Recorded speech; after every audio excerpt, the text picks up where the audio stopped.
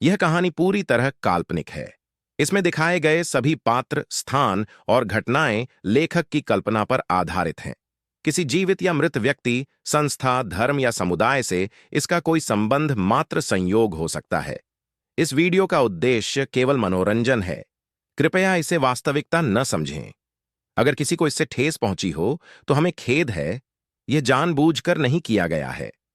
रहस्यमय नीलम लोक में यदुवंशी राज्य के भीतर बसे हरितंदी नगर की गलियां जीवंत थीं। हर कोने पर चहल पहल, रंग बिरंगे फूलों की बहार और भीड़ की आवाजाही। पूरा नगर मानो किसी उत्सव में डूबा हो। एक सड़क किनारे की साधारण सी चाय की दुकान पर महज एक तांबे के सिक्के में ठंडी मीठी चाय का बड़ा प्याला मिल रहा था। वहीं बैठा था एक सादा सा युवक, धोती कुर्ता पहने, शांत मुद्रा में चाय की चुस्कियां लेते हुए बीते वर्ष के संघर्षों को याद कर रहा था। वह कोई और नहीं, चेतन शेखावत था। एक ऐसा व्यक्ति जो 20 साल पहले एक और दुनिया से इस नीलम लोक में आया था और अनंत आश्रम का बाहरी शिष्य बन गया था। कोई संरक्षक नहीं, नहीं कोई जादुई वस्तु, केवल अपनी साधारण सी सुंदरता और औसत प्रतिभा के सहारे वह यहाँ तक पहुंचा था। सौभाग्य से, अनंत आश्रम, जो यदुवंशी राज्य का सबसे शक्तिशाली संप्रदाय था और राज्य के 3 प्रमुख प्रदेशों पर शासन करता था, ने उसे उचित संरक्षण दिया। 10 वर्षों की अथक साधना के बाद चेतन ने अपनी ऊर्जा को शुद्ध करना सीख लिया और प्राणशुद्धि स्तर में प्रवेश कर लिया, जिससे वह अंततः आंतरिक शिष्य बन गया। अपनी सीमित प्रतिभा को समझते हुए उसने विषकला, तंत्र, शव साधना, कठपुतली विद्या, रूप परिवर्तन और गुप्त कलाओं का गहन अभ्यास किया। उसकी आध्यात्मिक शक्ति भले ही अधिक न हो, लेकिन विविध कलाओं के कारण वह अन्य साधकों के लिए एक गूढ़ व्यक्ति बन चुका था। अपने चरम पर वह अनंत आश्रम के आंतरिक शिष्यों में 10वें स्थान पर था और बस एक वरिष्ठ आचार्य की नजर पड़ने ही वाली थी कि विनाश हुआ। अनंत आश्रम के प्राचीनतम गुरु, जो अग्निवीर नामक सिद्धि में लीन थे, साधना के दौरान तमोविकार से ग्रस्त हो गए और असमय मृत्यु को प्राप्त हुए। ये सुनते ही यदुवंशी राज्य के 5 प्रमुख धार्मिक आश्रमों ने अनंत आश्रम को पापों का केंद्र बताकर उसे नष्ट करने का निर्णय ले लिया। आश्रम पर इतने आक्रमण हुए कि उसकी रक्षा नहीं हो सकी। एक प्राचीन प्राणयोगी, 10 गुरु स्तरीय साधक, जिनमें से अधिकांश मारे गए या आत्मसमर्पण कर बैठे, बचा तो बस मुट्ठी भर भागने वाला दल। प्रमुख आचार्य, उपाध्याय और श्रेष्ठ गुरुओं ने या तो बलिदान दे दिया या विश्वासघात किया। 1 माह के भीतर ही वह वैभवशाली आश्रम धूल में मिल गया। परंतु चेतन, वह तो केवल एक छोटा प्राणशुद्धि साधक था, और यही कारण था कि वह बच निकला। 1 वर्ष बीत गया। अब तक कई पूर्व शिष्यों को पकड़कर दंड दिया जा चुका था, लेकिन चेतन आज भी जीवित था। उसके विविध जादुई कौशल ही उसकी जीवित रहने की कुंजी बन चुके थे। चाय पीते हुए भी वह पूरे वातावरण की ध्वनियों को स्पष्ट सुन रहा था। उसके कानों में बसे श्रवण कीट नामक मंत्रित कीड़े उसकी सुनने की क्षमता को अत्यंत बढ़ा चुके थे। उसी समय एक और व्यक्ति आया, थोड़े संकोच से उसकी सामने वाली चौकी पर बैठा और धीरे से फुसफुसाया, स्वर्गीय सम्राट धरती पर शेर को धकता है। चेतन ने शांत भाव से उत्तर दिया, मीनार नदी के राक्षस को दबाती है।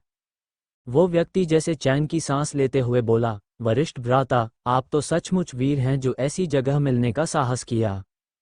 चेतन चाय पीता रहा, हम तो नियमों का पालन करने वाले योगी हैं, डरने की क्या बात। वह व्यक्ति श्रद्धा से भर उठा। चेतन, जो कभी अनंत आश्रम का 10वां आंतरिक शिष्य था, अब वह अकेला ऐसा शिष्य था जो अभी तक पकड़ा नहीं गया था। उसका खुलेआम घूमना सबको अचंभित करता था। हिमांशु, सामान लाए हो? चेतन ने सामान्य लहजे में पूछा। हिमांशु ने सिर हिलाया और एक साधारण भंडारण थैली चेतन को सौंप दी। चेतन ने भीतर झांका। वह रक्त विद्या में साधना करता था, जिसके लिए उसे बड़ी मात्रा में रक्त तत्व की आवश्यकता थी। इसे पाने का सबसे आसान तरीका था राक्षसी जीवों से, जिनका रक्त शुद्ध और ऊर्जा से भरपूर होता था। हिमांशु वही रक्तमनियां लाया था। गुणवत्ता अच्छी है। चेतन ने सिर हिलाया और 10 छोटे आध्यात्मिक पत्थर उसकी ओर बढ़ा दिए। जैसे ही वह उठने लगा, उसे वातावरण में अजीब बदलाव महसूस हुआ। आसपास की दुकानों में चेहरों का बदल जाना, आवाजों का बदलना, ये सब संकेत दे रहे थे कि वह निगरानी में था। उसने हिमांशु को देखा। आज उसने जो चेहरा पहना था, वह खुद की बनाई मानव चर्म मुखौटा था। किसी को नहीं पता था कि वह चेतन है, सिवाय हिमांशु के। शायद फिर से चेहरा बदलना पड़े। भ्राता, एक और वस्तु चाहिए, चेतन ने अचानक कहा। हिमांशु ने झुककर पूछा, आज्ञा दें, वरिष्ठ भ्राता। क्या तुम्हारे पास रक्त प्राण गोलियां हैं? हिमांशु चौंका। 2 हैं, जो मैंने आश्रम की तिजोरी से भागते समय ली थीं। चेतन ने धीमे स्वर में कहा, जितनी हो सके लेकर आओ। हिमांशु ने आश्चर्य से पूछा, पर वे तो प्राण स्थापना के साधकों के लिए होती हैं। क्या क्या आपने आचार्य ललित को ढूंढ निकाला है?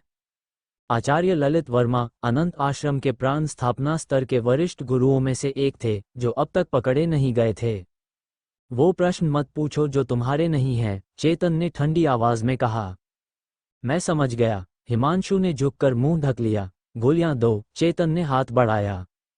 एक ही माध्यमिक आध्यात्मिक पत्थर में दूंगा, हिमांशु ने धीरे से कहा। चेतन ने बिना उत्तर दिए उसे घूरा। ऐसा करो, मुझे आचार्य ललित से मिला दो, मैं भी आपके साथ हो जाऊंगा, हिमांशु ने आग्रह किया। नहीं, ये बहुत बड़ा खतरा है, चेतन ने सख्ती से मना किया। फिर भी हिमांशु ने एक मध्यम आध्यात्मिक पत्थर चेतन को थमा दिया। बस यही एक है। तुम्हारी सच्चाई देखकर थोड़ी राहत मिली, चेतन ने मुस्कराकर कहा। चलिए, पूर्वी मोहल्ले में एक सुनसान कोठी है, कहकर चेतन उठा और एक तांबे का सिक्का मेज पर फेंक दिया। हिमांशु तेजी से उसके पीछे चला, परंतु उनके जाते ही 6 लोगों ने उस चाय की दुकान को घेर लिया। उनका नेता अमोल पाटिल, एक प्राण स्थापना स्तर का वरिष्ठ योगी, जो तेजस्विता से भरा हुआ था, जोश में बोला। हिमांशु ने हमें सीधा उसके पास पहुंचा दिया। ये तो बड़ी मछली है, उसे पकड़ो, ये हमें बड़ा पुरस्कार दिला सकता है। पूर्वी मोहल्ले की सुनसान कोठी अमोल पाटिल और उसके साथी तेजी से वहां पहुंचे और चारों ओर घेराबंदी कर दी। गुरुदेव, कब हमला करें? संकेत का इंतजार करो। अचानक एक विस्फोट हुआ। कोठी का दरवाजा उड़ गया। हिमांशु हवा में छिटक गया, खून की धार बहती हुई, दर्द से चीखता हुआ, नीचे। ललित वर्मा नीचे है, मुझे पहचान लिया है। धावा बोलो, अमोल चिल्लाया। वो सब भीतर घुस गए। अंदर अंधेरे में कई सुरंगें थीं, जाल और गिरने के गड्ढे बिछे हुए थे।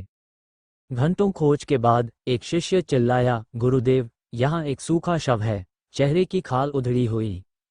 अमोल ठिठक गया और फिर गरज पड़ा, ये हिमांशु है।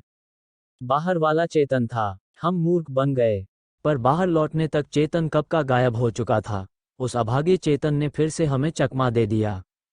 अमोल पाटिल का चेहरा गुस्से से लाल हो उठा। हरितपुरी नगरी के बाहर चिराग सेन ने हेमंत लाल के चेहरे की त्वचा उतारी और उसे लापरवाही से नदी में फेंक दिया। ये नकली मानवीय चेहरों के मास्क पहनना वाकई असहज होता है, उसने बड़बड़ाते हुए कहा। फिर उसने हेमंत की भंडारण थैली को टटोला और संतोष से सिर हिलाया। 80 से ज्यादा लघु आत्मिक पत्थर, एक मध्यम आत्मिक पत्थर, 3 पुनरुत्थान गोलियां, आत्मशक्ति पुनഃस्थापन जल की एक शीशी, राक्षसी जीवों का एक बड़ा पीपा खून, और ऊपर से हेमंत लाल की सारी आत्मिक ऊर्जा। बिल्कुल बुरा सौदा नहीं। वाकई, हत्या के बाद लूट बहुत लाभदायक होती है, चिराग ने होंठ चाटते हुए कहा। पहले वह एक परित्यक्त भवन में छिपा था, जहां उसने अचानक हमला कर हेमंत को जकड़ लिया। पहले उससे धर्म संरक्षक साधकों के बारे में जानकारी निकाली, फिर आत्मा निष्कर्षण विधि से उसकी आत्मिक ऊर्जा चूस ली। अंत में उसके चेहरे की त्वचा उतारकर एक अस्थायी मुखौटा बनाया और भाग निकला। लेकिन क्या कोई हमेशा यूं भागता रह सकता है? उसने सोचा। मेरी साधना पद्धति में हर छोटे उत्थान के लिए जीवन रस की भारी मात्रा चाहिए। जुगु कीड़े मैं पालता हूं, उन्हें भी विकसित होने के लिए मांस और रक्त चाहिए। यदि समय पर नहीं खिला पाया, तो वे मुझ पर ही टूट पड़ेंगे। हर बार शिकार पर जाना खतरे से खाली नहीं। कभी कभी सोचता हूं कि मैं भी धर्ममार्गी साधक बन जाऊं, चिराग ने फीकी हंसी में कहा। इस साधना की दुनिया में जीवित रहने के लिए पाला बदलना पड़ता है, और धर्मपथ की विधियां सीखनी होती हैं। लेकिन यदि वह धर्म मार्ग चुने, तो उसे शून्य से शुरू करना पड़ेगा। उसकी साधारण प्रतिभा देखते हुए आधार स्थापन स्तर तक पहुंचना भी मुश्किल लगेगा। दूसरी ओर, राक्षसी विधियां, जिनमें योग्यता की जरूरत कम होती है, परिणाम जल्दी मिलते हैं और ताकतवर होती हैं, जैसे उसकी क्षमता के अनुरूप बनी हैं। अरे, ये दर्पण क्या हेमंत की किसी जादुई वस्तु में से है? चिराग को भंडारण थैली के एक कोने में धूल भरा रक्तवर्णी दर्पण दिखा। उसने उसे निकाला और उसमें आत्मिक ऊर्जा डाली, लेकिन कुछ हुआ नहीं। सामान्यतः थोड़ी सी ऊर्जा से ही जादुई वस्तु सक्रिय हो जानी चाहिए, लेकिन यह अजीब था। क्या यह उच्च श्रेणी का कोई उपकरण था? चिराग ने इस बार अपनी आधी आत्मिक ऊर्जा उसमें प्रवाहित कर दी। अचानक दर्पण गूंज उठा और उसकी धूल छट गई। उसमें जो दृश्य उभरा वह था एक आधुनिक प्रलयकालीन नगर। गगनचुंबी इमारतें, वीरान सन्नाटा और गलियों में भटकते ज़ॉम्बी। चिराग स्तब्ध रह गया। ये दुनिया, ये तो बिल्कुल वैसी थी जैसी वह पुनर्जन्म से पहले ज़ॉम्बी फिल्मों और सीरीज़ों में देखा करता था। वह गंभीर हो गया जब उसे दर्पण से आती एक विचार तरंग का अनुभव हुआ, जैसे वह इस प्रलयग्रस्त ग्रह पर जा सकता था। आकर्षण में बंधा चिराग ने दर्पण को छुआ। एक पल में चारों ओर की दुनिया घूमने लगी, रोशनी और ध्वनियां विकृत होने लगी, और फिर जब चेतना लौटी, वह एक नगर की सड़क पर खड़ा था। सड़क के दोनों ओर ऊंची इमारतें थीं, दुकानें और दूर दूर तक फैले गगनचुंबी टावर। सड़क पर लावारिस कारें और जंगली घास फैली थी। संपूर्ण दृश्य एक उजाड़ शहर का आभास दे रहा था। तभी एक कदमों की आवाज सुनाई दी। एक विकृत आकृति एक कार की छाया से बाहर निकली, होल आंखें, रक्त की लालसा से भरपूर, बदबूदार लार टपकाते हुए। कोई शक नहीं, यह एक ज़ॉम्बी था। उसने जीवित की गंध सूंघते ही दहाड़ मारी और चिराग की ओर झपटा। चिराग ने तनिक भौहें सिकोड़ते हुए हाथ उठाया। रक्त की एक पतली धार निकलकर ज़ॉम्बी की गर्दन को चीर गई। उसका सिर धड़ से अलग होकर जमीन पर गिरा और शरीर से फव्वारे की तरह खून फूट पड़ा। आखिरकार, वह एक आत्मशक्ति संकलन स्तर का साधक था। हालांकि वह अब तक वायु या पृथ्वी को नियंत्रित करने जैसी क्षमताएं नहीं सीख पाया था, लेकिन उसकी इंद्रियां और शक्ति किसी भी सामान्य मानव से कई गुना अधिक थी। और ज़ॉम्बी का शरीर तो सामान्य मनुष्यों जैसा ही होता है। सिर हिलाकर जैसे ही वह आगे बढ़ा, उसकी हथेली में पाले गए गू कीड़े में अचानक हलचल हुई। उसने हाथ फैलाया और त्वचा के कटाव से एक रक्तवर्णी कीड़ा निकला। ये रक्त इस्पात कृमि था, अपनी कठोरता के लिए प्रसिद्ध। गू विद्या की साधना, निरंतर पोषण और आत्मिक बंधन से ऐसे कीड़ों को दुश्मनों के विरुद्ध इस्तेमाल किया जा सकता था। आत्मिक ऊर्जा के संकलन स्तर पर एक साधक सिर्फ एक ही रक्त इस्पात कृमि पाल सकता था। यही कारण था कि चिराग ने इसे चुना, अपने सीमित संसाधनों में एक विश्वसनीय रक्षक। अनंत संप्रदाय में वह आंतरिक शिष्य के रूप में 10वें स्थान पर था, इसी बहुप्रयोगशीलता के कारण। फिलहाल, उसका ये रक्त इस्पात कृमि ज़ॉम्बी की गंध पाकर भूख से तड़प रहा था। चिराग ने ज़ॉम्बी की लाश की ओर देखा और आंखें सिकोड़ लीं। ज़ॉम्बी चल फिर सकते हैं, तो क्या ये जीवित प्राणियों की श्रेणी में आते हैं? उसने मन ही मन सोचा। क्या इनका मांस और खून मेरी विधियों के लिए उपयोगी हो सकते हैं? उसने लाश पर हाथ रखा। रक्त इस्पात कृमि तुरंत उसमें घुस गया। अंदर से चबाने की डरावनी आवाजें आने लगीं। लेकिन चिराग इन ध्वनियों से अनजान था। जब तक उसका कृमि खा रहा हो, वह उसके लिए किसी पालतू जानवर से अधिक नहीं। कुछ ही देर में वह कृमि लौट आया, एकदम साफ। उसे मनुष्यों का मांस सबसे प्रिय था, फिर राक्षसी जीवों का। ज़ॉम्बी तीसरे स्थान पर थे, लेकिन हाँ, उपयुक्त तो थे। इससे पुष्टि हुई कि ज़ॉम्बी भी पोषण स्रोत हो सकते हैं, अतः उनका रक्त भी साधना में प्रयोग हो सकता था। बिना देर किए चिराग और ज़ॉम्बी ढूंढने निकल पड़ा। कुछ ही दूरी पर उसे 3 और मिले। रक्त इस्पात कृमि ने तुरंत उन्हें बांध दिया। वे लगातार गुर्राते रहे, लेकिन निकल नहीं पाए। चिराग ने अपनी थैली से एक बड़ा पीपा निकाला और उनके गले चीर दिए। खून का पीपा पल में भर गया। बची लाशों को कृमि ने नष्ट कर दिया। अब चिराग ने रक्त परिष्करण मंत्र का प्रयोग शुरू किया। यह मंत्र रक्तात्म साधना की प्रथम विधि थी, जिसका उद्देश्य केवल रक्त को शुद्ध करना था। वह धीरे धीरे खून से अशुद्धियां अलग करता गया और उसे शुद्ध ऊर्जा में बदलता गया। कुछ समय बाद उस रक्त से अंगूठे के आकार के कई रक्तमणि बने। वह उन्हें देखकर न रुका, न झिझका। चाहे वो मणि ज़ॉम्बी के रक्त से बने हों या किसी और से, चिराग के लिए मूल्य वही था जो उसे शक्तिशाली बना सके। उसने एक रक्तमणि नीली और ध्यानस्थ हो गया। कुछ पल बाद उसकी आंखों में चमक आ गई। इस गति से मैं जल्द ही रक्तात्म साधना की 5वीं मंजिल पर पहुंच जाऊंगा, चिराग ने आत्मसंतोष से कहा। चेतन शेखावत ने पर्वत की ओर देखा, जहां काले बादलों ने आकाश को घेर लिया था। बिजली चमक रही थी और गुर्राहटें गूंज रही थीं, मानो स्वर्ग भी उस शक्ति से भयभीत हो गया हो जो वहां उत्पन्न हो रही थी। उसकी नजरें गंभीर थीं। किसी ने प्राण स्थापना की 4थी अवस्था पूरी कर ली है और स्वर्गीय बिजली की परीक्षा में प्रवेश किया है। स्वर्गीय बिजली की परीक्षा? हाँ, चेतन ने हल्के स्वर में कहा। जब कोई व्यक्ति प्राण स्थापना की उच्चतम सीमा पर पहुंच जाता है और अगले चरण में प्रवेश करने की कोशिश करता है, तो आकाश स्वयं उसे परखता है। अगर वह असफल हुआ, तो केवल मृत्यु है। पास खड़ा हिमांशु कांप उठा। क्या क्या वो अनंत आश्रम का कोई सदस्य है? चेतन की दृष्टि स्थिर थी। संभावना है, पर जो कोई भी है उसकी आत्मा में गहराई है। आसपास की आध्यात्मिक ऊर्जा उथल पुथल मचा रही थी, मानो पूरा यदुवंशी राज्य उस एक स्थान की ओर खींचा चला जा रहा हो। चेतन ने अपने भीतर की शक्ति को शांत किया और फिर एक गहरी सांस ली। हमें वहां जाना चाहिए, वह बोला। क्या हम पास जा सकते हैं? हिमांशु ने पूछा। अगर हमारी किस्मत ने साथ दिया तो हम बस दूर से देख सकते हैं। दोनों हरितंदी नगर की ओर बढ़ने लगे। योजक चिन्ह, योजक चिन्ह, योजक चिन्ह। हरितंदी नगर की एक छोटी सी गली में कुछ अजनबी इकट्ठा थे। उनमें से एक ने कहा, तुमने सुना, अनंत आश्रम का कोई साधक स्वर्गीय बिजली का सामना कर रहा है? अनंत आश्रम? दूसरा चौंक उठा। क्या वे अभी भी जीवित हैं? हाँ, और वो साधक सिर्फ जीवित नहीं है, वो चेतन शेखावत है। क्या वही चेतन जिसने 3 साल पहले पूरे राज्य को चौंका दिया था?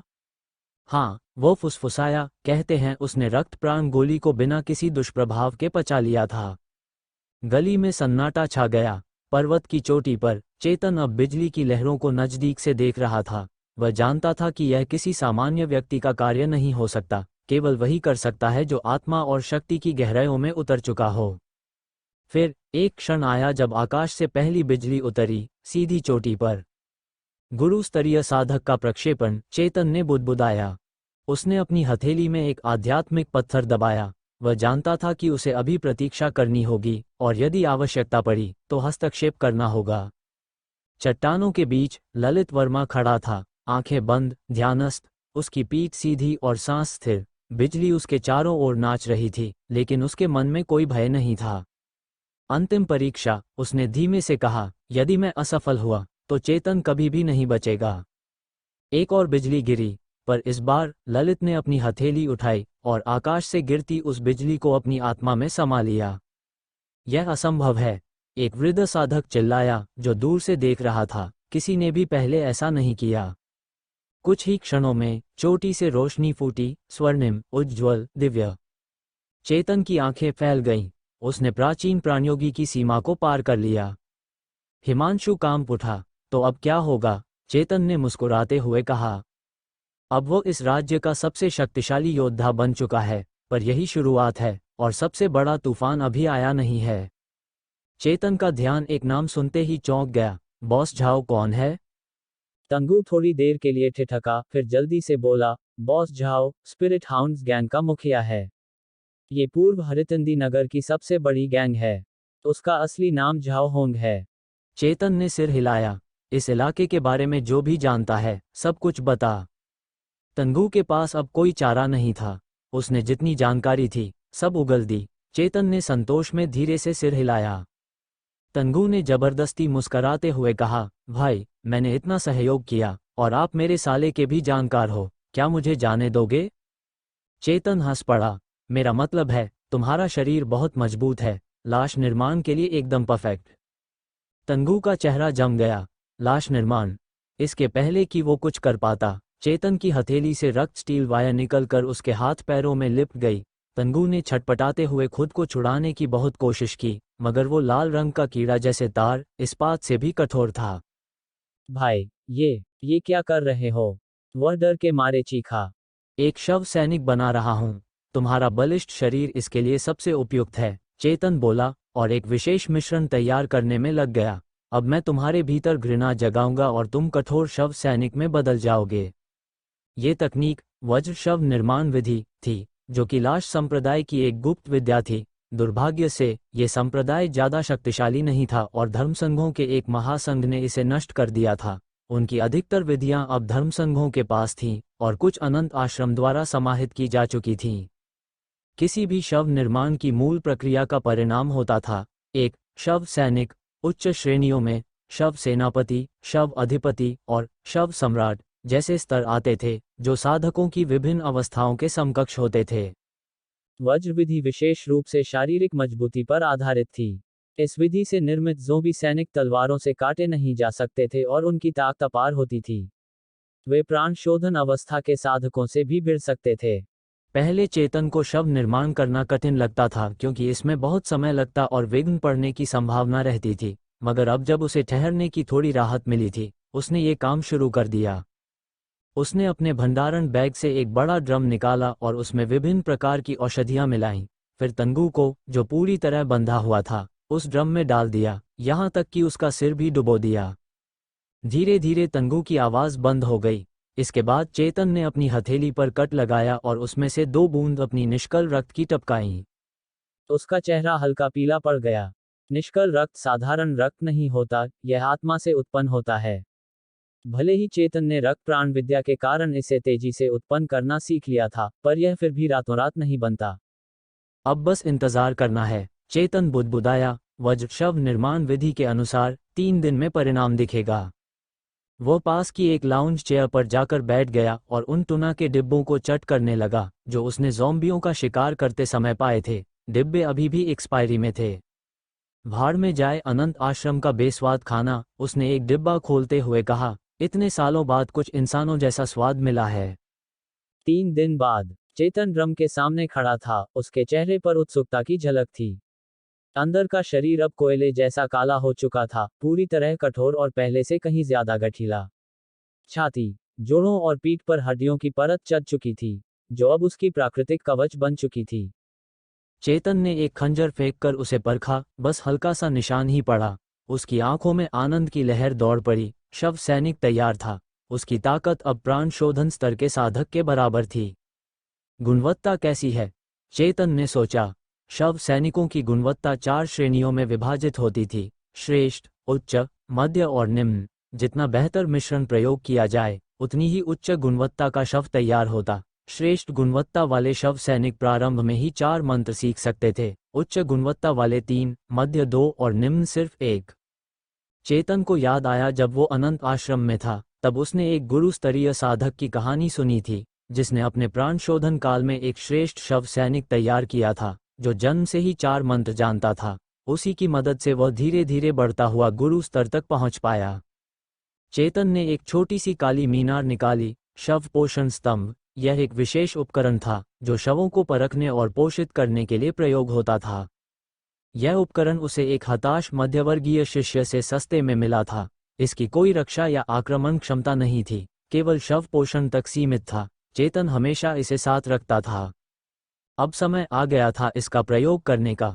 उसने शव सैनिक को उस स्तंभ में खींच लिया। अंदर का प्रचुर यिन ऊर्जा शव में समा गया और उसने इसे तेजी से आत्मसात करना शुरू कर दिया। चेतन ने आध्यात्मिक ऊर्जा का एक संचार किया, जिससे स्तंभ की जांच विधि सक्रिय हो गई। काले प्रकाश की किरणें शव पर पड़ीं और उसके सिर पर एक सुनहरी रोशनी चमकी। मध्य स्तर, द्वितीय श्रेणी का शव सैनिक, चेतन ने चौंकते हुए कहा। शानदार! पहले प्रयास में ही साधारण मिश्रण से एक मध्य गुणवत्ता वाला शव सैनिक बनाना, ये सौभाग्य ही था। उसने तुरंत उसके भीतर मौजूद मंत्रों को जांचा, रक्तपिपासु तकनीक और स्वर्ण प्रकाश मंत्र। रक्तपिपासु तकनीक से शव सैनिक एक उन्मादी अवस्था में चला जाता, जिससे उसकी युद्ध क्षमता बहुत बढ़ जाती, पर यह प्रभाव सिर्फ 1/4 घंटे तक रहता और उसके बाद उसे 10 घंटे तक कमजोरी झेलनी पड़ती। स्वर्ण प्रकाश मंत्र शरीर पर एक रक्षात्मक परत चढ़ा देता था, जो उसे अतिरिक्त सुरक्षा प्रदान करता। ये दोनों मंत्र मिलकर उसे एक आदर्श टैंक बनाते थे। भले ही यह सिर्फ द्वितीय स्तर का शव सैनिक था, मगर कुछ समय के लिए ये चौथे स्तर के साधक से भी टक्कर ले सकता था। काश और शव निर्माण की सामग्री होती तो एक और बना लेता, चेतन ने अफसोस जताया। उसने हाथ हिलाया और शव सैनिक आज्ञाकारी कुत्ते की तरह आगे आया। ये सब उस मिश्रण में डाले गए 2 निष्कल रक्त की बूंदों की देन थी। इन्हीं की वजह से शव सैनिक पूरी तरह वफादार बना और कभी चेतन के विरुद्ध नहीं जाएगा। एक द्वितीय स्तर का शव सैनिक इस पूरे मॉल को अकेला साफ कर देगा, चेतन ने मुस्कराकर कहा। जाओ, सब तुम्हारा है। शव सैनिक गुर्राता हुआ बाहर निकल गया। मॉल में तुरंत भयानक चीत्कार, मांस के फटने की आवाजें और वस्तुओं के टकराने की गूंज उठने लगी। चेतन ने अनदेखा करते हुए टुना डिब्बे खोलते हुए प्राचीन ग्रंथों के पन्ने पलटने शुरू कर दिए। आखिरकार, एक तामसिक साधक का असली सुख क्या है? स्वतंत्रता और शांति। पलक झपकते ही 5 दिन बीत चुके थे।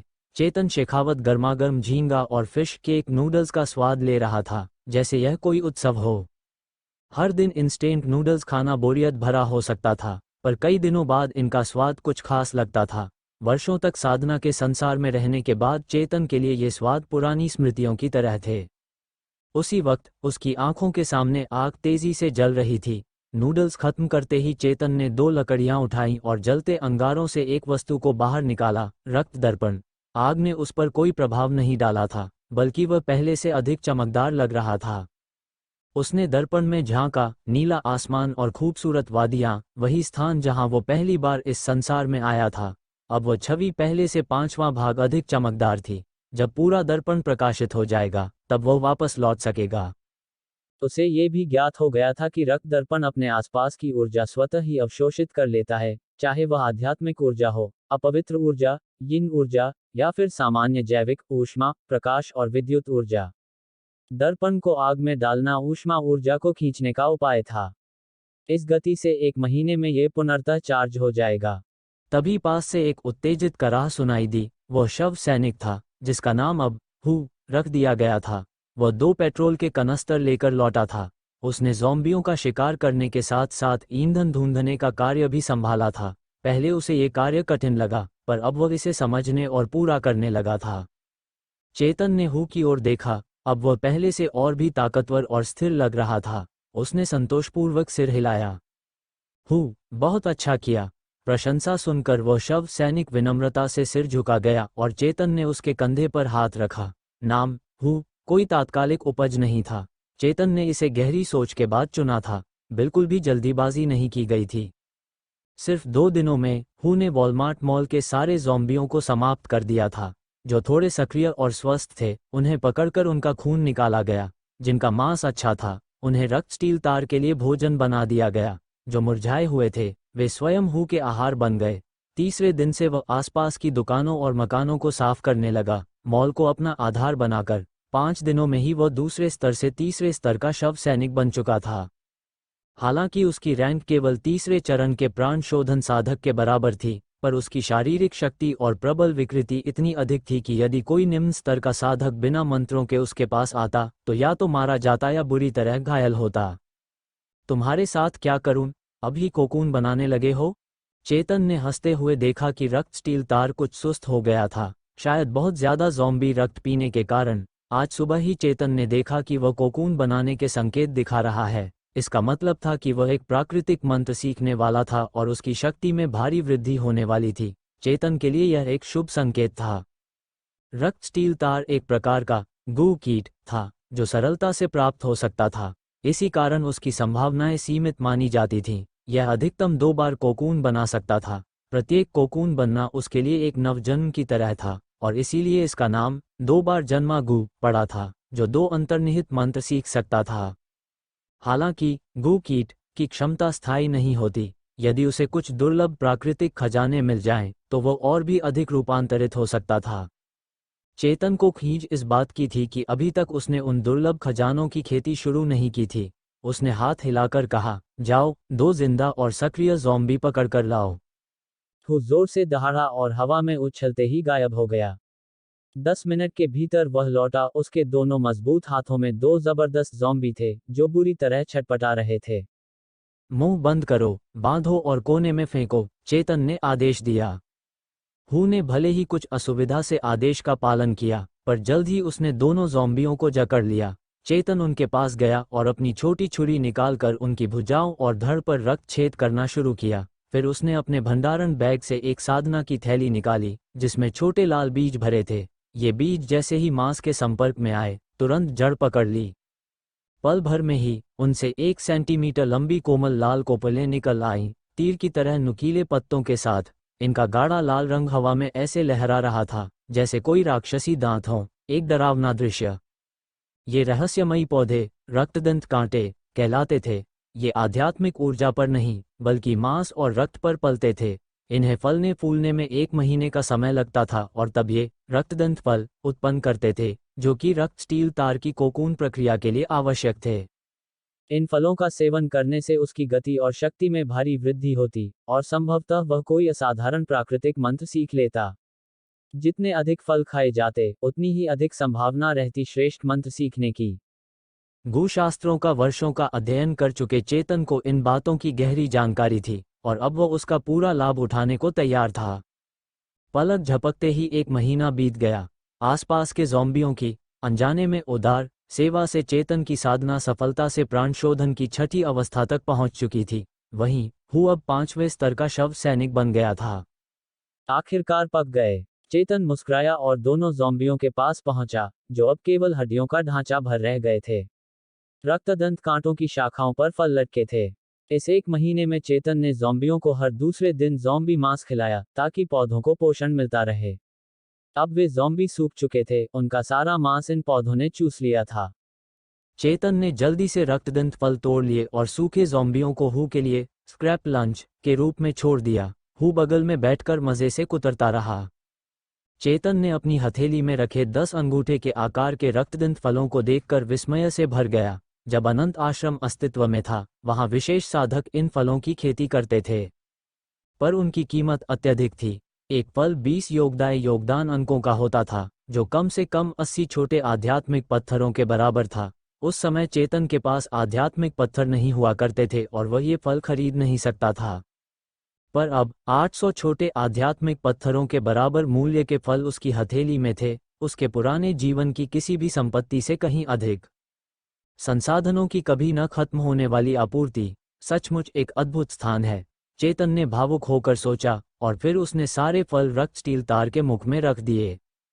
कुछ ही पलों में वह सारे फल निगल गया और फिर गहरी नींद में चला गया। चेतन ने उसे कई बार हिलाया, पर वह स्थिर रहा। जल्द ही उसका शरीर एक लाल भूरे रक्त कोकून से ढक गया। साफ था कि उसका असली रूपांतरण शुरू हो चुका था। अब से 10 दिन के भीतर रक्त स्टील तार कोकून से बाहर निकलेगा। एक बार नवजन्मे गू के रूप में, अपने स्वयं के अंतर्निहित मंत्र के साथ, चेतन ने भविष्य की योजनाओं पर विचार किया। तब तक मुझे भी वापस जाकर कुछ आध्यात्मिक पौधों के बीज इकट्ठा करने चाहिए, और आध्यात्मिक पत्थरों से कुछ रक्षणीय यंत्रणाएं खरीदनी चाहिए। लगता है अब समय आ गया है कि मैं अपने सीनियर भाइयों से कुछ संसाधन निकालने का उपाय सोचूं। चेतन ने भंडारण बैग में पड़े सैकड़ों रक्त मोतियों को देखते हुए सोचा। ये वह थे जो उसने प्रतिदिन ज़ॉम्बी रक्त पर रक्त शोधन विधि से अभ्यास करके बनाए थे। ये रक्त मोती साधना के लिए शक्तिशाली टॉनिक थे, किसी भी तांत्रिक साधक के लिए एक अस्वीकार्य प्रलोभन। 10 दिन बाद रक्त इस्पात रस्सी ने आखिरकार अपने खोल से बाहर निकलकर रूपांतरण पूरा कर लिया। चेतन शेखावत ने उसे ध्यान से देखा। अब वह पहले से बड़ी हो गई थी और उसकी बाहरी सतह कहीं अधिक कठोर हो चुकी थी। उसने एक लोहे की छड़ उठाई और जैसे ही उसने संकेत किया, रक्त इस्पात रस्सी बिजली की गति से लपकी और छड़ को 2 टुकड़ों में काट दिया। चेतन ने संतोष से सिर हिलाया। अब देखता हूँ तूने कौन सा जन्मजात जादू सीखा है, चेतन ने सोचा और एक मानसिक संकेत भेजा। उसी पल रस्सी आगे लपकी और हु को जकड़ लिया, ऐसे कसाव से कि उसकी भीमकाय ताकत भी उसे छुड़वा न सकी। रक्त बंधन, चेतन ने आश्चर्य से कहा। यह एक नियंत्रण शैली का जादू था। रक्त इस्पात रस्सी के रूपांतरण के बाद ये सबसे उपयुक्त और प्रभावशाली शक्ति थी। असल में ये रस्सी न तो अपनी आक्रमण शक्ति के लिए जानी जाती थी, न ही संहार के लिए, ये तो रक्षात्मक गुणों के लिए विख्यात थी। चेतन ने कभी नहीं सोचा था कि यह इतनी आक्रामक बनेगी। रक्त बंधन का मिलना इस बात का संकेत था कि उसकी शक्ति पथ की दिशा एकदम सही है। बस अब काफी है, वापस आ, चेतन ने मुस्कुराकर कहा। रस्सी तुरंत वापस लौट आई और उसकी हथेली में विश्राम करने लगी। अब और सतर्क हो गया था। वह दूरी बनाकर खड़ा रहा ताकि फिर से जकड़ा न जाए। चेतन ने प्यार से रस्सी के छोटे से सिर को सहलाया, जैसे कोई अपने पालतू को शाबाशी देता हो। अब 2 महीने हो गए इस ग्रह पर आए हुए, उसने खुद से कहा। मैंने अपनी सारी शव कठपुतली निर्माण की सामग्री खर्च कर दी है, अब मिस्टिक नीलम लोक लौटना ही पड़ेगा। वो सोच में डूब गया। कुछ और शव सैनिकों को बनाना बुद्धिमानी होगी। जब मैं यहाँ से जाऊंगा तो कुछ तो इस जगह की रक्षा के लिए चाहिए ही होंगे। साथ ही वह एक रक्त यज्ञ संरचना, रक्त शोधन मंडल बनाने के लिए संरचना चक्रों और झंडियों का इंतजाम करने पर भी विचार करने लगा। ये संरचना विशेषकर तांत्रिक साधकों के लिए उपयोगी थी, जिससे वे बड़े स्तर पर रक्त बलि क्रियाएं कर सकते थे। इसका सबसे साधारण रूप प्राण साधना स्तर का साधक भी चला सकता था, जबकि जटिल रूपों को गूढ़ संरचना विद्या की आवश्यकता होती थी। चेतन को याद आया, शव कठपुतली संप्रदाय का मुखिया एक बार 3 लाख आत्माओं वाले नगर को बलिदान कर आत्मा चोरी रक्त शोधन मंडल के माध्यम से एक शक्तिशाली रक्त मोती बना चुका था। वह मोती जब संप्रदाय के युवा स्वामी ने खाया तो उसकी साधना में अविश्वसनीय तेजी आई। एक दिन में प्राण साधना, 100 दिनों में प्राण स्थापना और 3 वर्षों में नवम स्तर। वह युवा अपनी पीढ़ी में सर्वश्रेष्ठ बन गया था। परंतु ऐसे पाप लंबे समय तक छुपते नहीं। 5 प्रमुख धर्म संप्रदायों ने मिलकर उस संप्रदाय को पूर्ण रूप से नष्ट कर दिया। अगर मैं यहाँ इस ग्रह पर रक्त शोधन मंडल स्थापित कर सकूं, चेतन ने सोचा, तो मेरी साधना आकाश छूने लगेगी। भले ही 100 दिनों में प्राण स्थापना हासिल करना थोड़ा अतिशयोक्ति हो, लेकिन 1 वर्ष में संभव अवश्य था। चेतन ने हु को आदेश दिया कि वह क्षेत्र को साफ करे और फिर खुद वॉलमार्ट मॉल की छत पर पहुंचा। वहां उसने रक्त दर्पण सक्रिय किया। कई महीनों के बाद अब लौटने का समय आ गया है। उसके चेहरे पर हल्की मुस्कान थी, एक तरह की विरक्ति और संतोष का मेल। जब वह पिछली बार लौटा था तब वह प्राण साधना के 4थे स्तर पर था और उसके पास बस एक रक्त इस्पात रस्सी थी। अब 2 महीनों में वह 6ठे स्तर पर पहुंच चुका था। रस्सी रूपांतरित हो चुकी थी और उसके पास 5वें स्तर का शव सैनिक था। अब वह आसानी से 7वें स्तर के साधकों को पराजित कर सकता था और 8वें स्तर के खिलाफ उसकी जीत की संभावना 70 से 80% थी। उसने गहरी सांस ली और अपने विचारों को रक्त दर्पण से जोड़ दिया। पलक झपकते ही वह उसमें समा गया। कोई देखने वाला होता तो उसे बस यूं लगता चेतन हवा में विलीन हो गया, मानो कभी था ही नहीं। पूर्व झील नगर में होटल हॉटाई कभी शहर के सबसे शानदार होटलों में गिना जाता था। ज़ोंबी प्रकोप के वर्षों बाद यह आत्म शिकारी गिरोह का मुख्यालय बन चुका था। छत पर एक धूप सेंकता हुआ सांवला और दुबला व्यक्ति आराम से लेटा था। उसका नाम था जाहिर खान, आत्म शिकारी गिरोह का सरगना। उसके बगल में 2 स्त्रियां उसकी टांग और कंधे दबा रही थीं। पास ही लोहे की पिंजरे में एक विशाल काले पीठ वाला शिकारी कुत्ता बैठा था। वह 3 मीटर लंबा था और बैल से भी अधिक मजबूत दिखता था। उसकी आंखों में चमकती वहशी भूख साफ झलक रही थी। जाहिर के पैरों में एक भारी शरीर वाला आदमी घुटनों के बल कांप रहा था। नाम था लाल सिंह। जाहिर ने धीमे स्वर में कहा, लाल सिंह, तूने कहा था 15 दिन में पता लगाएगा कि तंगू कहाँ गया। अब तो 2 महीने हो गए। लाल सिंह गिड़गिड़ाया, सरकार, तंगू वॉलमार्ट मॉल में गायब हुआ और अब वो जगह बेहद खतरनाक हो चुकी है। लगता है वहां उच्च स्तरीय ज़ोंबी हैं। मैंने 2 आदमियों को वहां भेजा, दोनों वापस नहीं आए। वह रोते हुए बोला, सरकार, वहां बस आप ही जा सकते हैं। जाहिर मुस्कुराया और धीरे से लाल सिंह का चेहरा सहलाया, तेरी गलती नहीं है। किसी को क्या पता था वहां उच्च स्तरीय ज़ोंबी होंगे।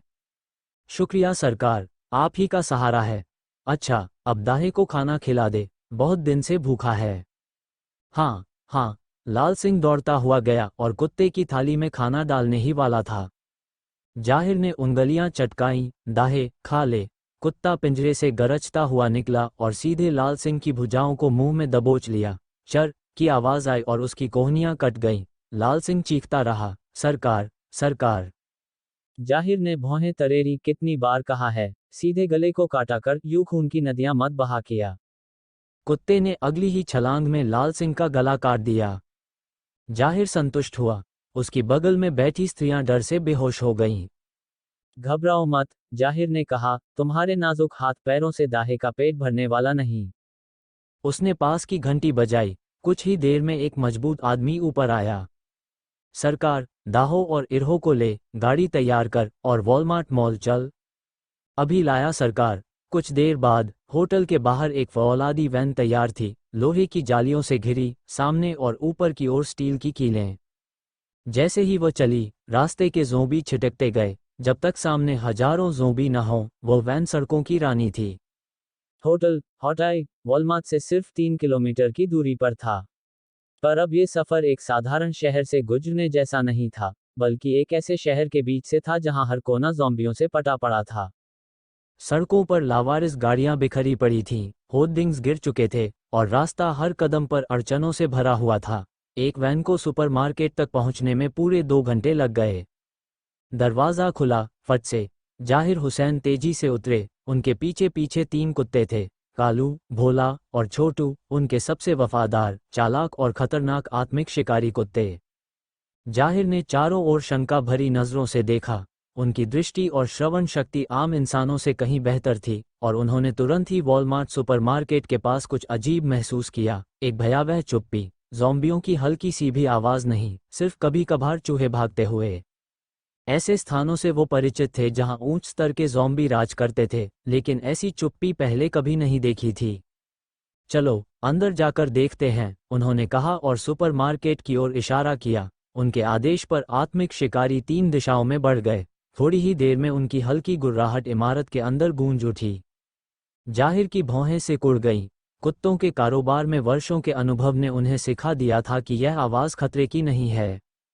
कोई गाड़ी के पास रुके, बाकी मेरे साथ चलो, उन्होंने सहज स्वर में कहा। जी, एक मजबूत कद काठी वाला आदमी बोला और गाड़ी से उतरकर आगे बढ़ा। थोड़ी देर में वे दोनों बिना किसी अड़चन के सुपरमार्केट की 5वीं मंजिल तक पहुंच गए। जो दृश्य सामने था, उसने जाहिर का दिल एक पल को रोक दिया। 5 साल बीत चुके थे ज़ॉम्बी प्रलय को हुए, और वो खून खराबे के आदी हो चुके थे। लेकिन ये दृश्य कुछ और ही था। सुपरमार्केट की हर मंजिल पर ज़ॉम्बियों का चिथड़ा मांस बिखरा पड़ा था। गर्मी अपने चरम पर थी, लेकिन कोई मक्खी तक वहां नहीं मंडरा रही थी। 5वीं मंजिल सबसे डरावनी थी। वहां बड़े बड़े टब रखे थे जिनमें सिर्फ सूखा हुआ गाढ़ा काला लाल खून था, जिसमें अशुद्धियां जमी थीं। एक कोने में 2 सूखे कंकाल जैसे ज़ॉम्बी पड़े थे। उनके शरीर में जगह जगह छेद थे और उनमें से लाल रंग के पौधे उगाए थे जो अब मरे हुए लग रहे थे, मानो उन पौधों ने उनका सारा जीवन चूस लिया हो। ये दृश्य देख जाहिर की छाती में एक बोझ सा आ गया। सर, अब क्या करें? साथ आया हुआ आदमी कांपते हुए बोला। तुम्हें ठंड लग रही है? जाहिर ने अचानक पूछा। आदमी कांपते हुए बोला, हाँ, बहुत ठंड लग रही है। यहाँ का तापमान बहुत कम है। जाहिर के भीतर एक अनजानी आशंका उठी। बाहर का तापमान कम से कम 30 डिग्री था, लेकिन यहाँ अंदर कपकपी छूट रही थी। ये बेहद अस्वाभाविक था। जाहिर जानता था, जहाँ सामान्य नियम काम ना करें, वहाँ ज्यादा देर रुकना मूर्खता है। चलो निकलते हैं। उसने पल भर भी देर किए बिना वापसी का रास्ता पकड़ा। गाड़ी में बैठते ही उसका दिल थोड़ा शांत हुआ। पेट्रोल लाए हो? उसने सिगरेट सुलगाते हुए पूछा, धुएं के छल्ले हवा में उड़ाते हुए। हाँ सर, आपके कहने पर, दोनों ने एक साथ सिर हिलाया। इस भूतिया जगह को जला दो, जाहिर ने ठंडे स्वर में कहा। जी। कुछ ही देर में वॉलमार्ट के ऊपर से काला धुआं उठने लगा। जो बर्फ जैसी ठंड वहां थी, वो जैसे उस आग के साथ ही हवा हो गई। जाहिर की बेचैनी कुछ कम हुई। चलो लौटते हैं। उसने खिड़की से आधी सिगरेट बाहर फेंकी, टांगे फैलाकर आराम से बैठ गया। वैन फिर से शुरू हुई और सुनसान सड़कों में खो गई। हरितंदी नगर के बाहर घने जंगलों में, यदुवंशी राज्य के मयूर नील लोक में, हवा में एक कंपन हुआ और एक पल में एक आकृति प्रकट हो गई। पेड़ों की शाखाओं पर बैठे पक्षी चौंक कर उड़ गए और गिलहरियां फुर्ती से भाग निकलीं। मैं लौट आया। चेतन शेखावत ने चारों ओर नजर डाली, गहरी सांस ली और मुस्कुराया। यहाँ की हवा आध्यात्मिक ऊर्जा से भरी थी, उस प्रलयग्रस्त ग्रह से कहीं अधिक ताज़ा। सबसे पहले तो ये जानना होगा कि दोनों लोकों में समय का प्रवाह समान है या नहीं, वह बुदबुदाया। दूसरी बात, शव शोधन के लिए सामग्री और आध्यात्मिक पौधों के बीज एकत्र करने हैं।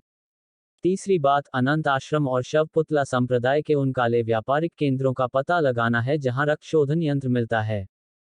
मन ही मन योजना तय कर, चेतन ने मानव त्वचा वाला मुखौटा पहना और अपने कठोर, जवान चेहरे को बदलकर एक डरावने, गंजे पुरुष जैसा बना लिया। यद्यपि यह चेहरा बदलने की विद्या अपारंपरिक मानी जाती थी, चेतन ने इसके सहारे कई बार मृत्यु को चकमा दिया था। अब उसके लिए ये प्रक्रिया स्वाभाविक हो गई थी। हरितंदी नगर से 300 मील दक्षिण में एक घाटी है जहां आध्यात्मिक ऊर्जा प्रचुर मात्रा में है। वहीं एक बाजार भी है, उसने याद किया। उसने एक उड़न तलवार निकाली और दक्षिण दिशा में उड़ चला। यह उड़न तलवार एक निम्न श्रेणी की जादुई उड़न वस्तु थी, प्रति 1000 मील की उड़ान में एक आध्यात्मिक पत्थर खर्च करती थी। वह कभी अनंत आश्रम से खरीदी गई एक पुरानी वस्तु थी, गति और खपत दोनों औसत। चेतन ने तय कर रखा था कि भविष्य में जब अतिरिक्त पत्थर मिलेंगे, तो एक श्रेष्ठ उड़न यंत्र अवश्य खरीदेगा। 1 घंटे में वो बाजार पहुंच गया। शांति बाजार, उसने आते ही धीमे स्वर में कहा। इससे 1000 मील दक्षिण में दिव्य तारा संप्रदाय का मुख्य द्वार था, जो यदुवंशी राज्य के 5 मुख्य धार्मिक संप्रदायों में एक था। ये छोटा सा बाजार सीधे उस संप्रदाय के नियंत्रण में नहीं था, बल्कि उसके अधीनस्थ कुछ प्राण स्थापना साधकों और उनके परिवारों द्वारा संचालित था। इन परिवारों में पैदा हुए वे बच्चे जिनमें आध्यात्मिक जड़ें होती, उन्हें तुरंत संप्रदाय में भेज दिया जाता था। इस शांति बाजार पर वर्मा परिवार का अधिकार था।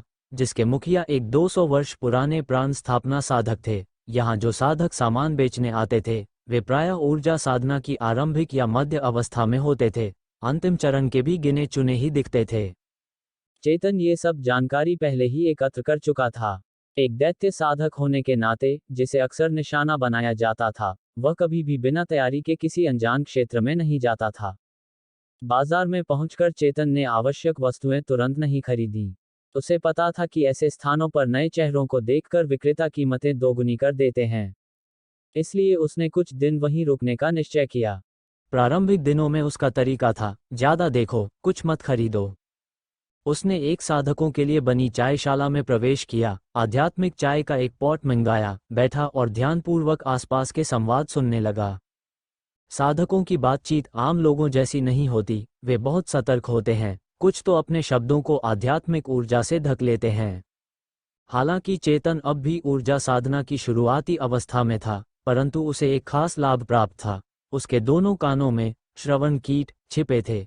ये छोटे छोटे जीव उसकी श्रवण क्षमता को कई गुना बढ़ा देते थे, जिससे वह आसपास की अधिकतर बातें सुन सकता था। चेतन शेखावत के कान फड़क उठे। उसने पास की एक मेज की ओर निगाह डाली जहां प्राण शोधन स्तर के दो साधक आमने सामने बैठे थे। दुबला पतला साधक पूछ रहा था, मित्र साधक, क्या पीस मार्केट में कोई इनामी कार्य है? आध्यात्मिक पत्थरों की कुछ कमी है?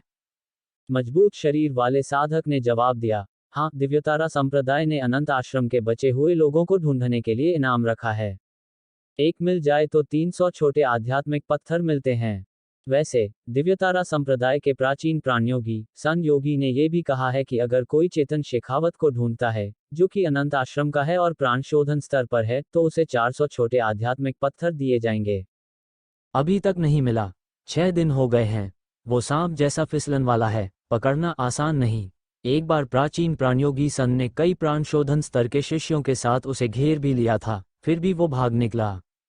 मैंने सुना है कि वो सिर्फ प्राण शोधन के 4थे स्तर पर है। मैं तो अकेले में उसे चुटकी में निपटा दूं। कम मत आंकना उसे। सुना है कि चेतन की प्रतिभा साधारण है, लेकिन जहर और कीट विद्या में पारंगत है। दिव्यतारा संप्रदाय के 2 5वें स्तर के साधक उसकी चालों से मारे जा चुके हैं। फिर तो मुझे लक्ष्य बदल लेना चाहिए। उसे पकड़ना आसान नहीं। हाँ, सीधे सीधे कहो कि डरते हो। दुबले साधक का चेहरा तमतमा गया, माथे की नसें फड़क उठी। बकवास। जो व्यक्ति साधना का मार्ग अपनाता है, उसका सबसे पहला नियम है जिंदा रहना। डरपोक वही होता है जो बिना समझे मरे। इसके बाद उसने सावधानी का मार्ग और विपत्ति से बचते हुए सौभाग्य की खोज पर गूढ़ बातें करना शुरू कर दी, जिनसे भारी शरीर वाला साधक ठहाके लगाने लगा। आसपास का माहौल हंसी मजाक से भर गया। चेतन ये सब सुनकर अजीब सा मुस्कुराया। 6 दिन, केवल 6 दिन हुए थे जब उसने हिमांशु को मारा और दिव्यतारा संप्रदाय के साधकों की घेराबंदी से बच निकला। इसका मतलब था कि मिस्टिक नीलगगन क्षेत्र और प्रलयग्रस्त ग्रह के बीच समय प्रवाह का अनुपात लगभग 10 गुना था। इसका सीधा अर्थ, यहाँ के साधकों की नज़र में वह केवल 6 दिनों में प्राण शोधन के 4थे स्तर से 6ठे स्तर तक पहुँच गया था। ये साधना की दृष्टि से चमत्कारी उन्नति थी। दवाओं की नित्य स्नान विधियों से भी इतनी तीव्र प्रगति नहीं होती। रक्त दर्पण सचमुच एक अमूल्य रत्न है। चेतन ने चाय की चुस्की लेते हुए मंद मुस्कान के साथ सोचा। 2 दिन और बीते। चेतन ने पीस मार्केट को अच्छी तरह छान मारा था। अब वह हर दुकानदार से भलीभांति परिचित हो चुका था। तभी वह एक बड़े प्रतिष्ठान की ओर बढ़ा। 100 औषधि भवन, एक ऐसा स्थान जो आध्यात्मिक वनस्पतियों में विशेषज्ञ था। कई दुकानों से तुलना करने के बाद चेतन को यही सबसे उपयुक्त लगा। दाम भी उचित और गुणवत्ता भी बेहतर। वह प्रसन्नता से भरे हुए कदमों के साथ बाहर निकला। उसने कई प्रकार के बीज खरीदे थे, कुछ तो लाश साधना में काम आने वाले भी। दुकान के मालिक ने उसकी बड़ी खरीदारी देखकर कुछ मुफ्त में भी दे दिया। चेतन ने सोचा, यदि ये दुकानदार जानता कि वह एक राक्षस साधक से व्यवहार कर रहा है, तो शायद वह दान में दी गई वस्तुएं वापस खींच लेता। सभी आवश्यक वस्तुएं लेने के बाद चेतन एक अनजान से स्टॉल पर पहुंचा। वही तरीका, वही सावधानी। जमीन पर कपड़ा बिछा, कुछ वस्तुएं रखीं और मूल्य लिखने के लिए लकड़ी की तख्ती। स्टॉल की वस्तुएं साधारण थीं, लेकिन एक सूखी सफेद जड़ी बूटी ने चेतन का ध्यान खींचा। हड्डी घास। यह आध्यात्मिक वनस्पति अत्यंत कठिन परिस्थितियों में पनपती थी। केवल अनंत आश्रम की हड्डियों की गुफा में कहीं और इसे उखाड़कर लगाने पर यह तुरंत मुरझा जाती थी। अनंत आश्रम के पतन के बाद शिष्य बिखर गए। चेतन ने कुछ करीबी साथियों के साथ गुप्त संकेत और पहचान चिन्ह तय किए थे। हड्डी घास उन्हीं में से एक थी। चेतन नीचे बैठ गया और स्टॉल की चीजें उठाकर देखने लगा। विक्रेता, एक अनुभवी साधक, चिढ़ गया। खरीदनी है तो खरीद, वरना निकल ले, सब कुछ छूने की जरूरत नहीं। चेतन ने एक फल उठाया और मुस्कुराया। मित्र साधक, ये पूल ड्रैगन फल कितने में है? विक्रेता बोला, 2 छोटे आध्यात्मिक पत्थर प्रति फल। चेतन हल्की मुस्कान के साथ बोला, इसका छिलका सोने का है या गूदा? विक्रेता ठिठका, फिर सिर हिलाया। अब पूल ड्रैगन फल कहीं नहीं मिलते, ये अनंत आश्रम के ध्वंस के बाद के अवशेष हैं। अगर तुम्हें महंगा लगता है तो मुझे भी लगता है। चेतन की मुस्कान गहरी हो गई। क्या ये फल पक्के हैं? विक्रेता की आंखों में चमक आ गई। ये मध्यम गुणवत्ता के हैं, लेकिन अगर अधिक दाम दोगे तो मेरे पास बेहतर भी हैं। चेतन ने सिर हिलाया। ठीक है, दिखाओ। विक्रेता ने तेजी से अपना सारा सामान समेटा और चेतन को इशारा करते हुए ले चला। चेतन उसके पीछे पीछे तो गया, लेकिन चौकसी बनाए रखी। नजर और चेतना दोनों चौकस। दोनों पीस मार्केट से बाहर निकले और कुछ ही देर में पेड़ों के नीचे एक सुनसान जगह पर पहुंच गए। वहां पहुंचते ही विक्रेता ने धीमे स्वर में पूछा, कौन से वरिष्ठ भाई हो तुम? चेतन ने शांत स्वर में उत्तर दिया, हिमांशु। विक्रेता चौंक गया। हिमांशु? वो विश्वासघाती तो कब का मर चुका है। चेतन अब मुस्कुराया और बोला, चेतन शेखावत। वृद्ध साधक के चेहरे पर प्रसन्नता दौड़ गई। वरिष्ठ भाई चेतन, क्या सचमुच आप ही हैं? चेतन ने हल्के से सिर हिलाया। और तुम? मैं चिनेश गहलोत। हम दोनों एक ही बैच में अनंत आश्रम में दाखिल हुए थे। ये चिन्ह और संकेत मुझे वरिष्ठ भाई विवेक हुआ ने सिखाए थे। चेतन ने सिर हिलाया। विवेक हुआ आंतरिक शिष्यों में 12वें स्थान पर था और उससे सदा अच्छे संबंध रहे थे। विवेक हुआ कैसा है? चेतन ने पूछा। चिनेश धीरे से बोला, वरिष्ठ भाई विवेक अब भी अपनी चोटों से उबर रहे हैं, और ललित वर्मा चाचा और बाकी सभी वो परिवार के पास ही हैं। चेतन मन ही मन मुस्कुराया। प्राण स्थापना स्तर के साधकों में केवल एक ही था जिसका उपनाम वर्मा था, ललित वर्मा, चाचा वर्मा, यानी वही। उसे अब समझ आया कि दिव्यतारा संप्रदाय उन्हें ढूंढ क्यों नहीं पाया। ये सब वो परिवार की छतछाया में छिपे थे, वहीं जहां दुश्मन कभी तलाशने की सोच भी नहीं सकते थे। वरिष्ठ भाई चेतन, चिनेश ने आग्रह किया, आप हमारे साथ क्यों नहीं जुड़ते? अनंत आश्रम के बचे हुए लोगों को साथ रहना चाहिए। चेतन ने सिर हिलाया। भीड़ से खतरा बढ़ता है, मैं तो बस कुछ चीजें लेने आया हूं। क्या लेना है? रक्त शोधन यंत्र। चिनेश चौंका। रक्त शोधन यंत्र? अब तो 5 धर्मपंथ किसी भी नश्वर हत्या पर नजर रखे हुए हैं। तुम उसे सक्रिय भी करोगे, तब तक वे साधक पीछे पड़ जाएंगे। चेतन बस मुस्कुराया। क्या है तुम्हारे पास? मुझे याद है वरिष्ठ भाई विवेक के पास एक है। एक मध्यम आध्यात्मिक पत्थर में मिल जाएगा। तुम वो परिवार के बाहर प्रतीक्षा करो, मैं लाकर देता हूं। चेतन ने सिर हिलाया। वे दोनों वो परिवार के क्षेत्र में पहुंचे। एक घाटी में बसा, आध्यात्मिक ऊर्जा से भरा हुआ, हर कदम पर भवन और प्रेरी, एक छोटा सा राज्य ही समझो। चेतन दूर ही रुक गया और एक सामान्य भंडारण थैली फेंकी। इसमें रक्त शोधन यंत्र के लिए एक मध्यम आध्यात्मिक पत्थर है, साथ ही 30 रक्त मोती हैं। उन्हें पुराने दर पर आध्यात्मिक पत्थरों से बदल लेना। चिनेश उत्साह से भर गया। अद्भुत, हमें इस समय रक्त मोतियों की बहुत आवश्यकता है। उसने सामान समेटा। रुको वरिष्ठ भाई, मैं अभी आया। ये कहकर वो परिवार की ओर बढ़ गया। चेतन शेखावत वहां नहीं रुका, बल्कि तुरंत एक नजदीकी पहाड़ी पर चढ़ गया और चट्टानों के पीछे छिप गया। ऐसे समय में विश्वासघात कहीं से भी आ सकता था, वह केवल खुद पर ही भरोसा कर सकता था। कुछ ही देर बाद हिमांशु तेजी से वो परिवार की हवेली से बाहर आया और पहले वाले स्थान, पेड़ों के नीचे, पहुंचा। लेकिन वहां चेतन का कोई नामो निशान नहीं था और वह कुछ क्षणों तक हैरान खड़ा रहा। चेतन ने तुरंत खुद को प्रकट नहीं किया, बल्कि सावधानी से अपने चारों ओर की गतिविधियां परखी और किसी भी हल्की आवाज को ध्यान से सुना। थोड़ी बेचैनी के साथ हिमांशु ने धीमे स्वर में पुकारा, वरिष्ठ भ्राता चेतन, आप कहाँ हैं? थोड़ी देर बाद चेतन सामने आया, जिससे हिमांशु ने राहत की सांस ली। उसे जल्दी ही समझ आ गया कि चेतन ने पहले वाले स्थान को क्यों छोड़ा। 5 आस्थावान संप्रदायों से बच निकले राक्षसी साधकों में से बहुत कम ही ऐसे मूर्ख होते हैं जो किसी पर आसानी से भरोसा कर लेते हैं। बिना कुछ कहे सुने हिमांशु ने अपने भंडारण थैले से एक यंत्र पट्टिका और कुछ ध्वज निकाले और चेतन को थमा दिए। चेतन ने उन्हें ध्यान से देखा और हल्के से सिर हिलाया। ये वास्तव में रक्त प्राण यंत्र था। इस यंत्र की मूल रचना एक मध्य स्तरीय जादुई उपकरण थी, जिसे प्राण शोधन स्तर के साधक भी संचालित कर सकते थे। हालांकि इसमें और परतें जोड़कर आत्म चोरी रक्त प्राण यंत्र या पाप संक्षेप रक्त प्राण यंत्र जैसे जटिल रूप बनाए जाएं, तो ये खजाने की श्रेणी में आ जाता था, जिसे केवल गुरु स्तरीय साधक ही नियंत्रित कर सकते थे।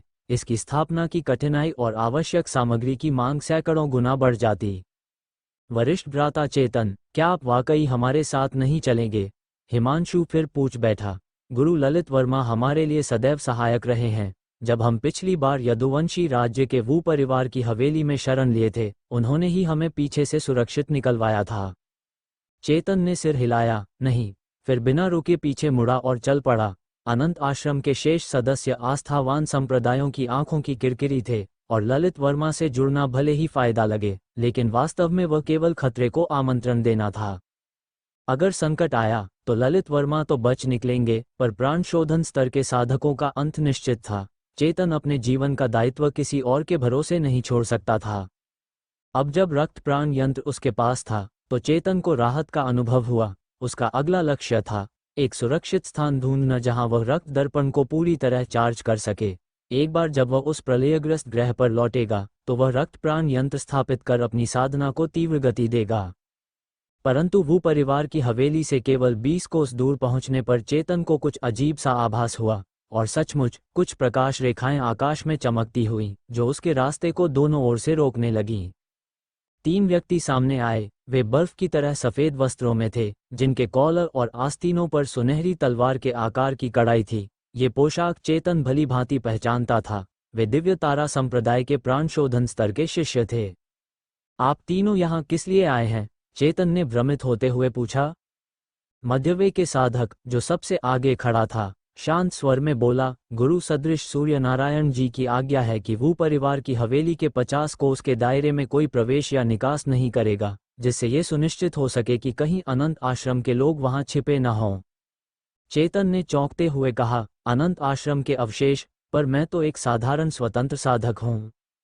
मध्यवे के साधक ने रूखेपन से कहा, तू राक्षसी साधक है या नहीं, इससे कोई फर्क नहीं पड़ता। आज कोई इस मार्ग से नहीं गुजरेगा।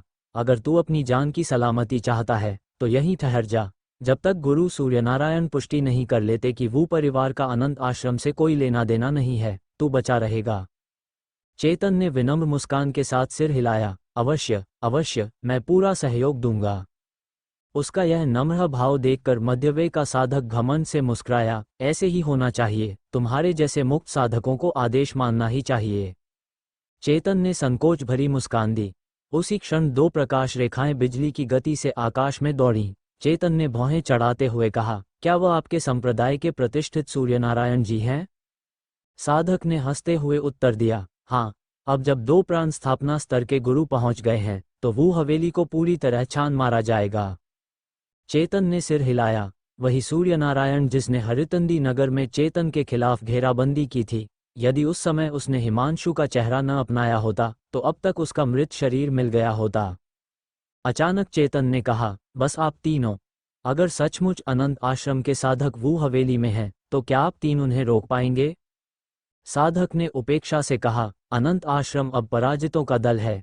हम तीनों कम से कम प्राण शोधन की 5वीं अवस्था तक पहुंचे हैं। इतना काफी है किसी भी प्राण शोधन स्तर के राक्षसी साधक को रोकने के लिए। अगर कोई प्राण स्थापना स्तर का साधक आया, तो हमारे गुरु उन्हें संभाल लेंगे। चेतन ने फिर सिर हिलाया। फिर अगले ही पल उसने अचानक मध्यवे साधक के पीछे इशारा कर डर से चिल्लाया, सावधान। वो साधक चौंक गया और पीछे मुड़ते हुए तुरंत अपना जादुई उपकरण उठाया। अन्य 2 भी चौंक कर पलटे, पर पीछे कोई नहीं था। न कोई हमला, न कोई छाया। तभी एक भयानक गर्जना गूंजी। एक शिष्य की छाती पर काली भयानक पंजे ने वार किया। उसका दिल निकाल लिया गया था। दूसरे ने तुरंत चेतन पर स्वर्गतारा तलवार से हमला किया, जो कि हर दिव्य तारा संप्रदाय के प्राण शोधन शिष्यों को दी जाती थी, लेकिन उसकी तलवार चपल नहीं थी। चेतन को खुद कुछ करने की जरूरत नहीं पड़ी। वो बिजली की तरह दौड़ा और तलवार को उड़ा दिया। फिर उसका पंजा दूसरे साधक की गर्दन पर झपट पड़ा, सिर धड़ से अलग हो गया, आंखें अब भी खुली।